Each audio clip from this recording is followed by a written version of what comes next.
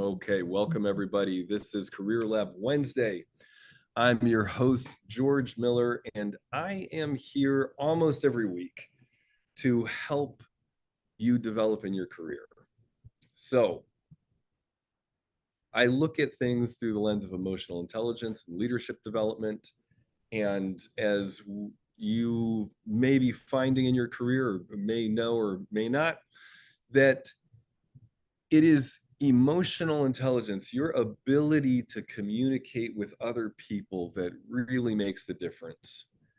We can always learn new skills, technical skills. It's important. We live in a ever-changing world, so learning technical skills are important. But if I am not also developing my emotional intelligence, my communication skills, I will be seriously impacted by that. I will not be able to make the same kind of impact that I would like to. I will not be able to be seen, and I will not get the same kind of recognition that I would ultimately like to get.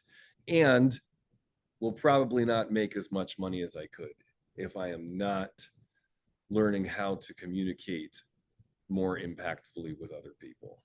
So, what we got teed up for you. I'll get into this topic a little more, but I want to say for everybody joining in, there's a few ways you can engage. You can always jump in here directly on Zoom. I love it when you do that, especially when you're able to come off mute and you and I can just dialogue back and forth, and I can support you directly that way. If you can't do that, if you want to remain anonymous, you can go ahead and type your questions into the chat.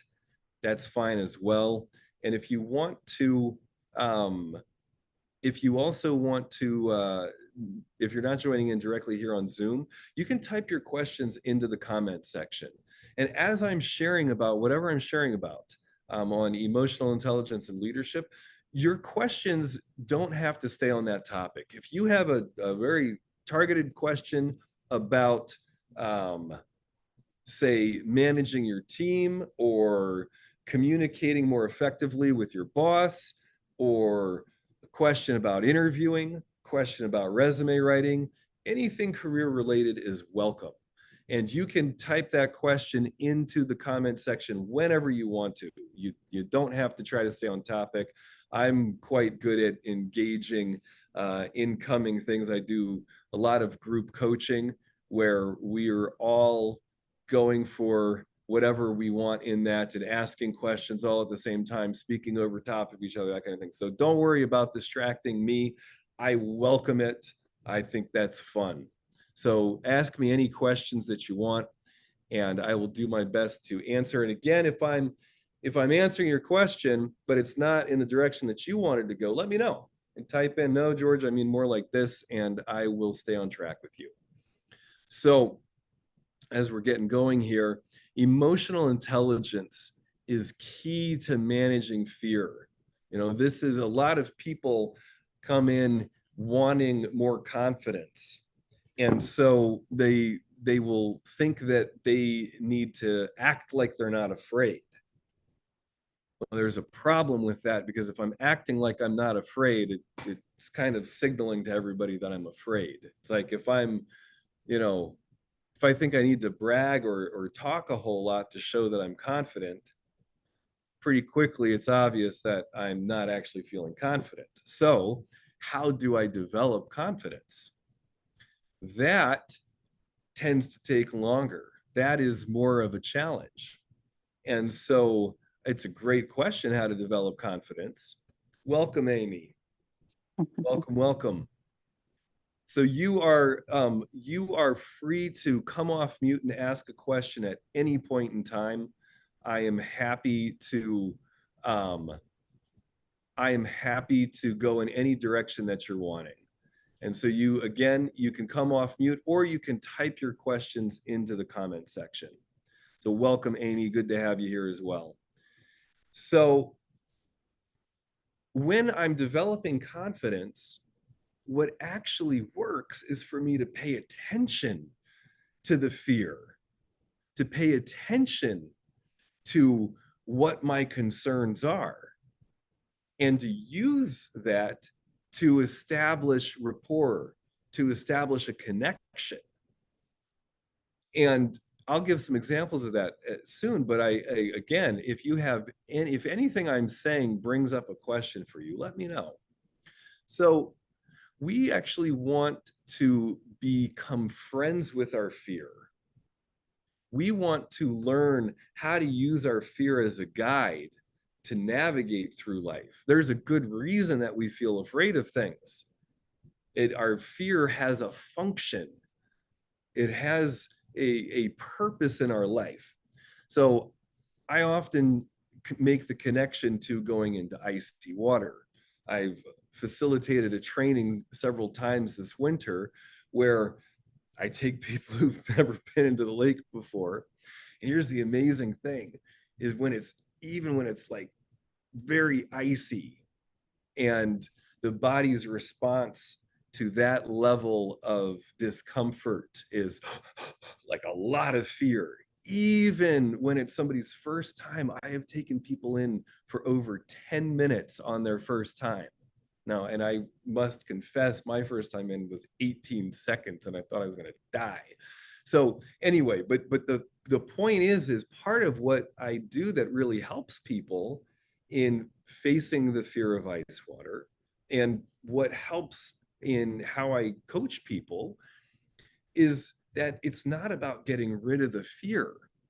It's about making friends with it. So if I'm going into ice water, there's good reason to feel afraid. Like there's plenty of people who have died throughout history going into ice water. You know, it is a shock. So now if I pay attention to my fears actually address important things like, am I going to get frostbite? That's a good question. And it's possible to get frostbite. So, okay, how do I mitigate that? And then how do I make sure that when I'm going into the water, when it's really cold, I want to make sure that I'm not constantly freaking out about ice water and getting frostbite. So I might wear neoprene on my hands and feet, which are the most painful thing. And that way I can know that I'm okay and no part of me has to worry about getting frostbite when I get out of the water. So like little things like that, we actually, the fears make sense. So when you've got a fear about a conversation at work, it's good that you have that fear. That's telling you there's something for you to pay attention to in that. Client yesterday was saying, I'm afraid of the interactions that I'm having with another department. And what I've been trying, where I'm just being really curious and open-minded, that isn't going anywhere. I'm not getting any new information. And I'm afraid if I continue using this approach, that we're going to keep getting the same results. So they are paying attention to their fear and saying, I got to try something else. And ooh, I'm really good at this one way of being, but I think I got to try another way of being to be more effective. Like the team's doing well, the other department, they're doing well. But if we're going to really succeed in our objectives this year, we need to partner more. So I can't push them away. I actually need to invite them in more. And what I've been trying, just asking questions, hasn't been doing it. So that's an important thing to look at, is if I'm getting feedback that I need to do something differently, then what is it that will be most effective? And what are the fears that I have about that? What are the fears that I can pay attention to there? So now what my client yesterday was doing was, okay, I think I actually need to communicate with more authority in this situation. I think, and they also got to, I think I need to praise this other person more, which was something they weren't quite recognizing, which was, oh, I'm a little jealous. Oh, and I'm afraid that if I give this person the recognition that they're due, that might mean that there's less recognition for me, which as we looked at it, it was like, oh, it's, that's not, there's no evidence of that. And that is actually unfinished business and stuff from childhood about, sibling rivalry and that kind of thing. But all that sibling rivalry and all the stuff from our childhood is always showing up day by day. I like to say to people, I'm not 43 years old. I'm 1, 2, 3, 4, 5, 6, 7, 8, 9, 10, 11, 12, all the way up till now, all happening moment by moment. And if I don't take into account my past, I will not be as potent as I could be in the moment. So anyway, we dealing with that part of it was, oh, I'm realizing I didn't really want to acknowledge things because I was afraid that that would mean something would get taken away from me. That fear, it makes sense for the past. That did happen as I was a kid. That did happen in school. So it's not that it's a completely unvalid fear, but in this scenario, this fear doesn't actually make sense. Okay, cool. And now I'm going to be speaking with more authority to this other person, saying, like, way to go. It's amazing what you're doing. And we really need to understand what you're doing so that our team is going to be, can really help you shine even brighter. That's quite a different come from. And is asking for directly what they need, but it's doing it in a way that's very in rapport and acknowledging what should be acknowledged. And my client is afraid of doing that too, though. They're afraid of being that direct. They might not be used to being that direct. So you got to think about that with yourself. So, I have a fear that, in this scenario, it's probably not a valid fear, but I can honor that it's a fear from the past and it made sense back then. Okay, so I'm not wrong for it. And then the fear that I have now is, well, it's because I'm communicating in a new way. This is new territory. I haven't done this before. Of course, I'm going to feel afraid. Why wouldn't I? Oh, so I don't have to make myself wrong for feeling afraid about doing something new. Oh, okay. Well, cool. So you see how if we just look at this too simplistically and we say, oh, I'm feeling afraid. I shouldn't feel afraid. I should overcome that fear. All right, I'm just gonna try to get over it and handle this like without feeling any of that fear. Because if I show any of that, it's gonna bring me down. Not true. It's not true. What is true is, oh, my fear is highlighting things for me to pay attention to. And I want to honor that fear and use it to be a more effective leader. So that's a quick summary and an example of a way that you can improve your communication skills around fear. Now that's just one thing. There's so many different ones. So we all have things, and great, fantastic. I'm getting some questions in here. And reminder to everybody who's viewing in, you are welcome to ask questions at any point. You don't have to try to stay on topic.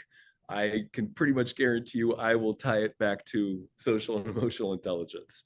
So we've got a question here about any suggestions for new leaders or those we are grooming for future leadership roles and their beginning of the EQ world. They've taken an EQ test, but how can we best help them with the next steps in their EQ growth? Woo! Well, there's a lot on the table with that one. So please, as I'm addressing this, fill me in more, type in more questions. Let me know if I'm on track with what you're wanting here. So first of all, fantastic that you're asking these questions and that you've got a test that people were able to take.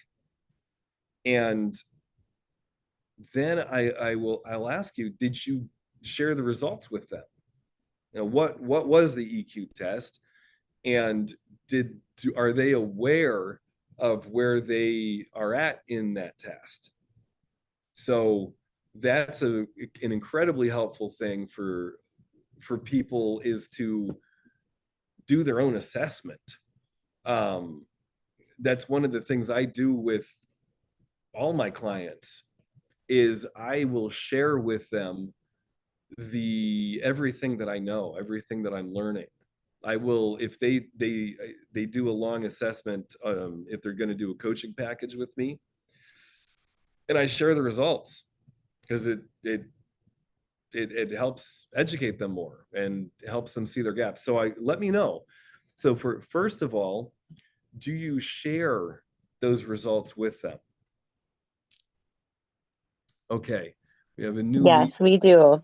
This is Amy. So this is my question.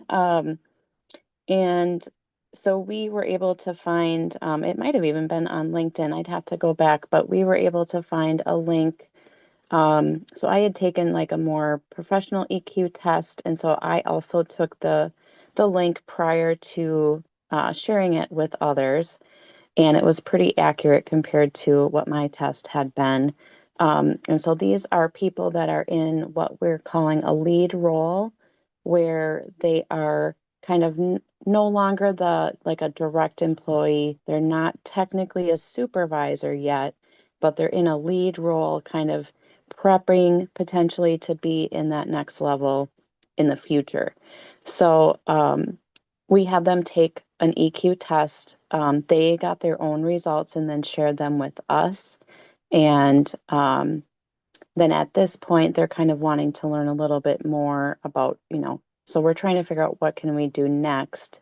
So we've taken this test, we've given them some other resources, and I was just curious if you had any other ideas on how we can help them kind of proactively prepare for a future leadership role with keeping EQ in mind. So Amy, I have so many ideas that I'm gonna I'm gonna ask for more try to get it even more focused. Um, what was the EQ test like? What was on there?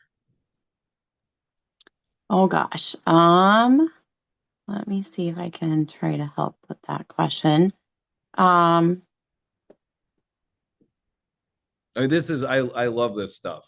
so this is from like mtdtraining.com. Um, and then there were a couple extra links helping us with the key to human-centric leadership. So I don't know if that helps.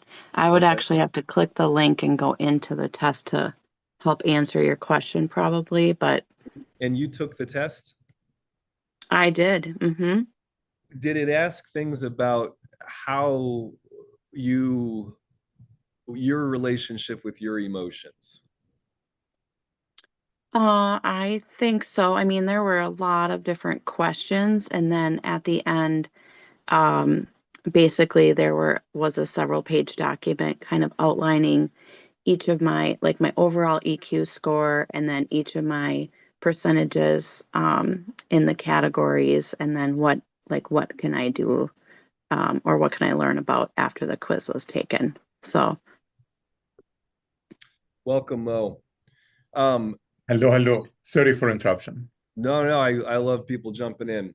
So the the biggest for everybody who's listening in, what we're looking at is how do we develop leaders around specifically around emotional intelligence. And if I'm setting up somebody, I want them to be more emotionally intelligent. I'm hoping they develop as a leader. Um, this is such a good thing to bring in. It is emotional intelligence that um, leaders use to develop. That it My ability to communicate with others is key. So what I would say, Amy, is most people, even in the emotional intelligence world, have um, a belief that there are negative emotions, that there is a such thing as that I want to get rid of some emotions and I want to get more of other ones. And that's an issue. And even people that I reference, people that I studied when I was working on my master's, I would see it in their writing that they would refer to certain emotions as negative ones. And right there, that's a real, it really undercuts somebody's personal power and ability to grow. So there's the main thing to understand is that there is always a function to emotions. And it's really my ability to be present and conscious with what I'm feeling that I want to focus on. That's going to help me as a leader. So if I'm feeling angry and then I'm criticizing myself for feeling angry and I'm saying I'm not supposed to feel angry, see, something's wrong with me, that right there seriously gets in my way as a leader. If I'm criticizing myself for how I'm feeling, I can only go so far. So a lot of basic training in learning the function of emotions might be one of the best things for them. You are welcome to share one of my videos on YouTube. It's a webinar I did 3 or 4 years ago during the pandemic. So, it might be a little dated, but that is something that most of my clients look at several times, just in training themselves to be more okay with their own emotions. So I hope that's helpful in one regard. And then it's probably would be helpful for them to identify what core feelings they're most uncomfortable with. So if we take, let me see if I know I have this somewhere. A list of all types of feelings like frustrated, irritated, depressed, lazy, like things like that. If we look at all of those and we boil them down to the core emotions, they come down to fear, hurt, anger, sadness, and joy. And each one of those has a purpose. So as I was talking about in the ice water, there's a purpose to feeling afraid. It's to keep me alive. There's a purpose to feeling hurt.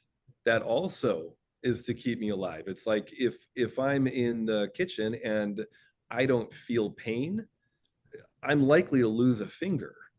So there's a reason to feeling hurt. Same thing with anger.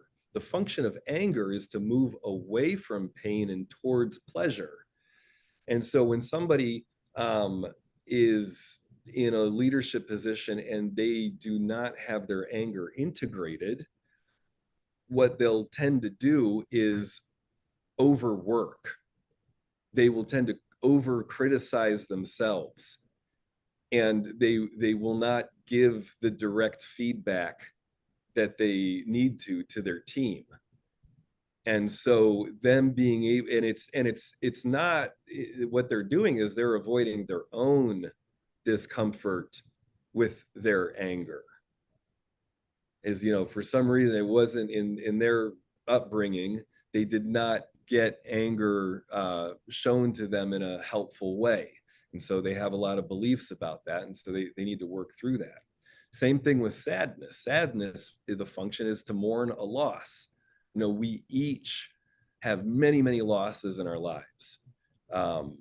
And if I don't mourn those losses, then there's a price to pay. I will not be as effective as I could be. This is when I'm working with somebody who just lost a job, it's often helpful to them when they hear like, yeah, you should be grieving. Like, even if you knew this was happening, or even if it's the right thing for you and you're actually glad that you've lost the job because it's now you are moving in a direction that's more satisfying, you still want to mourn that loss. It will open things up to you more.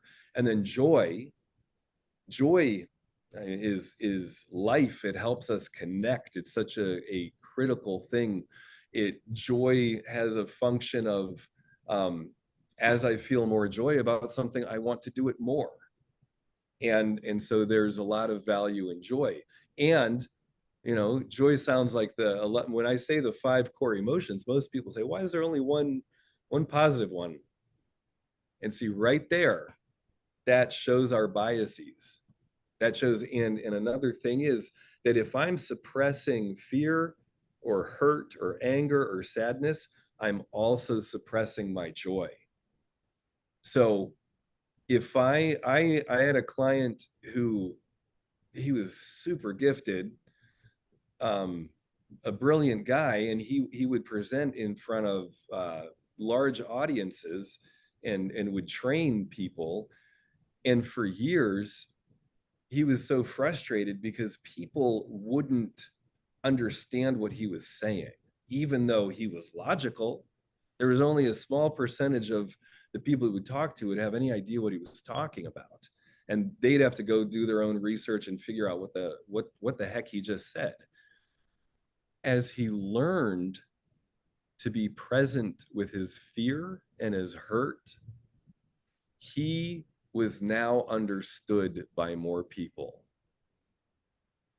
He was able to pick up on the cues that people weren't really with him.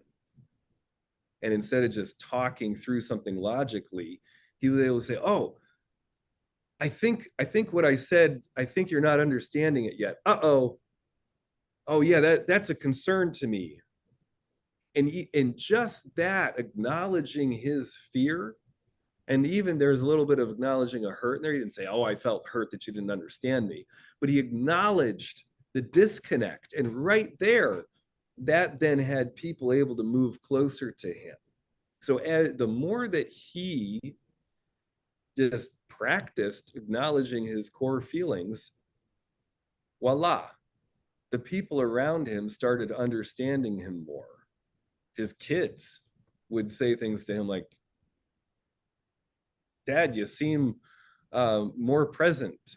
Yeah, you're less agitated, Dad. And he was like, huh, that's so interesting. And it was because he's accepting more of his feelings. So that's, Amy, that's one direction to go, is really helping people understand how important acknowledging their feelings to themselves is, and how that will help them be better leaders in the long run. So that's one thing I can suggest. Is that on point? Is that helpful to you, Amy? Just let me know if this Yep, is helpful. thank you. Is there any other questions, another direction you'd like me to go? Do you have, other than your YouTube video, I don't know if that can be put in the chat somehow or how to obtain that, but are there any other books or resources or things that are for maybe someone that's not as advanced in EQ just yet? It's a newer topic for them.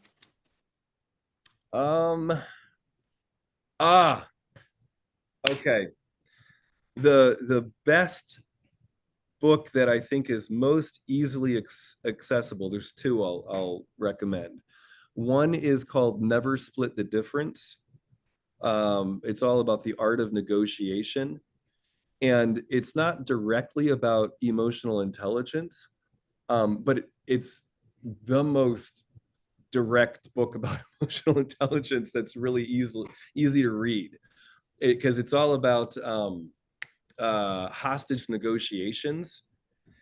And so it's super entertaining. And if you read it with the lens of, I'm gonna understand myself and my emotions and other people's emotions better, if you read it with that lens, you will get so much value out of it. And that guy, the author of that book, there's times where I'm like, I think he must have written the coaching curriculum I've been through. He's such a good coach. And he names things like, if there's a negotiation going on and it just seems like it's going so smoothly and everything's okay, he has learned that means that there is a surprise coming. And so he really does a good job of helping understand how important being present with fear is. That fear is your friend. If you're in a hostage negotiation situation, you should be afraid. If you are a leader with a new team, you should be afraid. There's a lot of reasons why you should be afraid, and you want to pay attention to that stuff. That's only going to help you develop. The other book is by two of my mentors. It's called The Heart of the Fight. And while it's written about, couples and relationships, it's super easily accessible for any business relationship. Like if you go in looking at it from that framework of, I want to understand myself as a leader and how emotions play into this, that book, The Heart of the Fight, I have read that book. If I've read it 10 times, I've looked back to it 50 times. So it's an incredibly helpful book, and it's super accessible. The people who write about emotional intelligence, Daniel Goleman is the one who coined the term. His stuff's great. It's just it's a bigger read. I don't know that everybody would, be as stoked about it as I am. So he's got a couple books on emotional intelligence, and he's the one who coined that term. But I don't recommend his stuff because I don't know that it's as accessible as these other two books. And yes, and in the chat, there is a link to the video, Lead with Emotional Intelligence, The Secret to Success and Satisfaction. That's the webinar I did. You're welcome to use that and share it. And another thing that you can do is use the Connect and Thrive course that I have. It's a 10-minute personality assessment. It's a combination of all the personality assessments I've ever taken. It's the 4 quadrants, and the reason why I use this one is because what I found happens with people when they do a lot of personality assessment work is you got to understand yourself first, but they too often then just focus on that. This is designed for people to be able to understand, oh, I'm an energizer cooperator, and oh, I'm talking to an analyzer, and I now need to give more details and speak a little slower and tone down my energizerness. The analyzer is going to be able to understand me more. I'm speaking their language. I'm going out of my way to speak their personality language instead of expecting them to match me and mine. And so that's the function of that. It was actually the original stuff for this was designed for hairstylists, so that they could quickly assess, oh, this is the personality type that my client is, and oh, here's how I can shift so that we make better contacts. That's why it's called Connect and Thrive. You're welcome to share that. Again, you'll go through it, fill out the assessment. We compile those scores, get them back to you, and then you're welcome to review the video and share it. So that's another thing I use when I do corporate trainings. I often have everybody take that so that I know who I'm talking to when I go in. And then that team also knows, like, everybody says, oh, that makes sense that you say things that way. Got it. I can do a better job of bottom lining when I need to, or I can do a better job of understanding the importance of people's emotions. The cooperators tend to feel be more in touch with the social feeling and how people are being validated or not, and understanding, like, oh, wow, it's not my skill set, but geez, I'm grateful to have a cooperator in my group who can cue me into the social feeling going on here. So those are several tools. I hope those are helpful.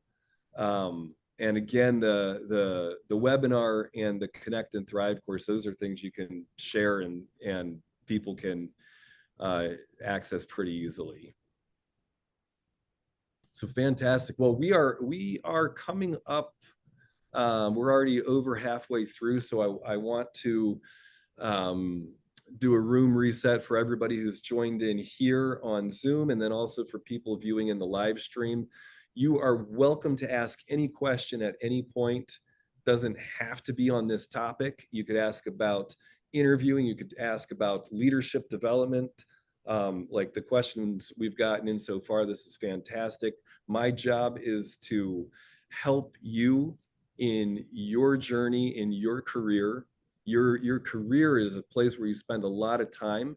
And so for you to develop your potential there, to see what you're doing as a way for you to develop. And so, around leadership training, usually what works well is that if I'm training other people in emotional intelligence, it means I got to keep doing that for myself too. As a coach, sometimes I think I have too many coaches. I've got, at any given time, I've got 3 to 4 coaches. And so I'm practicing that. I'm always looking at how I can be a better leader. So for anybody who's joining in, what questions do you have? Oh, I got another thing here on a leader that for some reason is struggling with closing the loop and keeping leadership updated. This was unexpected and not sure how to determine why this is happening as it didn't prior to the new role. Okay, this is a great question. So they got into a new role, and before that, they never had any issues with updating people. I've got some hunches about this, which is anytime somebody develops, anytime somebody gets a new role, gets a new job, gets a new title, gets married, has a baby, any of these things, gets a raise, anytime this happens, we unconsciously revert to where we were before. Our unconscious mind wants to keep us stuck and wants to say, no, don't grow at the pace you could grow, because that's dangerous. And my primary job is to keep us safe. And so our unconscious mind will sabotage us when we make new advances. And so if you've got somebody who just moved into a leadership position, and now you are seeing, essentially bad behavior, or seeing things that are not making them as trustworthy, it means that they have their own trust issues. They are struggling to trust themselves. They are probably thinking things like, oh, I need to get it right. I need to show that I'm worthy of this position. I need to da-da-da-da-da. And they have that, some kind of game like that running that they may not be conscious of. And it's going to be helpful for you to perhaps point it out to them, and to be open and understanding about it, and to set expectations and say, part of this leadership role is actually is more communication, and helping that I don't know exactly how you're going to help them sort that out, but that's what I suspect is going on. Let me know if this is helpful, what I'm sharing, or not, if I'm on target here. You're on target. Okay. And I can share something personally about this. It's actually quite touching to me. So, we all have our ways that we came up with how we engage with the world. I'm the youngest child in my family, and there was a lot of ways I was just overlooked, like I was very much that child. I forget if you ever saw the movie Parenthood or Parenting or something with the guy had white hair early on, and the youngest kid in that movie just does like bizarre stuff, to try to get attention and is just kind of out of it. Like that's very much me. And so as I started moving into leadership positions, I was absolutely dumbfounded that anybody ever expected me to check in with them. Because it just never happened for me. I was able to just walk out the door and go explore the neighborhood and come back whenever I wanted to. And so there was a way that I just didn't really think I mattered. I didn't understand that now that I have a team, that there's ways for me to show up that I just were not part of my programming. And so I actually took on an assignment to help train myself, which was anytime I was going to go anywhere, I would just say, you know, like, I'm going to get some coffee now. I'm going to run to the bathroom. I'll be back. And I'm so uncomfortable doing this because, like, George, why are you saying this stuff? This is stupid. But as I did it, I started to see then that my team was like, oh, great. Oh, good. We know where he's at. Okay, he's coming back soon or not, or, you know, and I just started doing more of this. My wife would hopefully tell you I've gotten better about this, like just informing people on what I'm doing. But it didn't occur to me that that mattered. And so it was actually uncomfortable for me to share about what's going on for me, and for me to go into meetings and say, hey, I'm having these challenges. Because, like, to me, that's all my problem and an example that I don't matter. And I'm supposed to figure this all out on my own, like I did so much of as a kid. But that can take a long time. And so if I can actually believe that, like, I can show up in a meeting and that the authority, the leadership in that meeting is actually going to help me, and that me telling them where my challenges are is like part of my job now, like that took me a while to really like work. So I suspect that this person might have a little bit of that going on for them. And if you name it and you kind of, you know, if the more that you can get them to share about how they've experienced themselves in groups and how much they think they matter or don't matter. They might not use those words, but just getting an awareness of that, and inviting them to share about that will probably be good. And again, if you got somebody who's not checking in on stuff, it usually is fear. You know, it's usually I'm afraid of that if I ask this question, it's going to show how little I know and that everyone's going to realize I'm a fraud. Like, that's a pretty common thing, as think especially with us millennials and even more the next generation down. There's a real bind about thinking that we're supposed to know all this stuff already. So great questions. Let me know if there's anything more in that direction. Oh, thank you, Mo. No, thanks for jumping in for a little bit.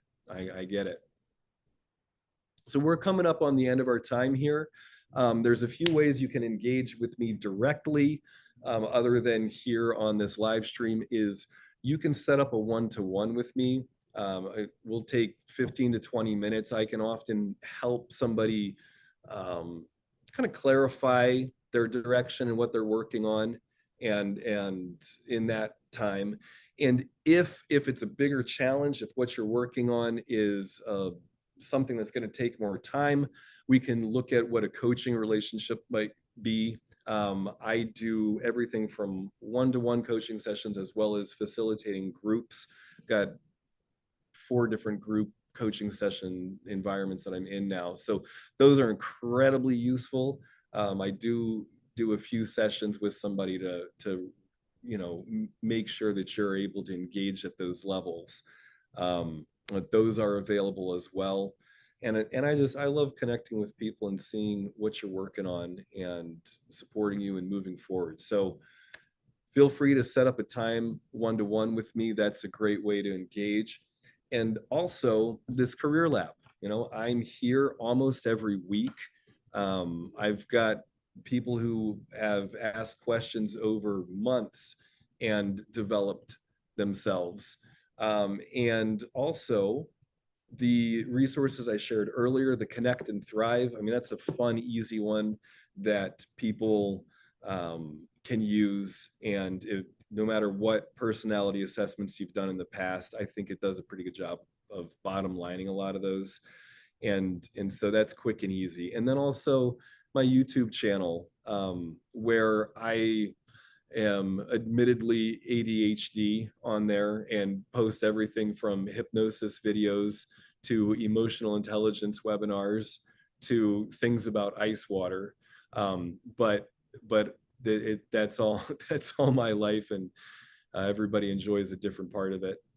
So those are some ways that you can stay engaged. As we're coming up to the end here, let me know if you've got any more questions, anything else on your heart that you would like me to address. You can type it into the chat. You can come off mute. Let me know. What is it that you're working on? And I'll just kind of talk for a few more minutes, but please feel free to interrupt me.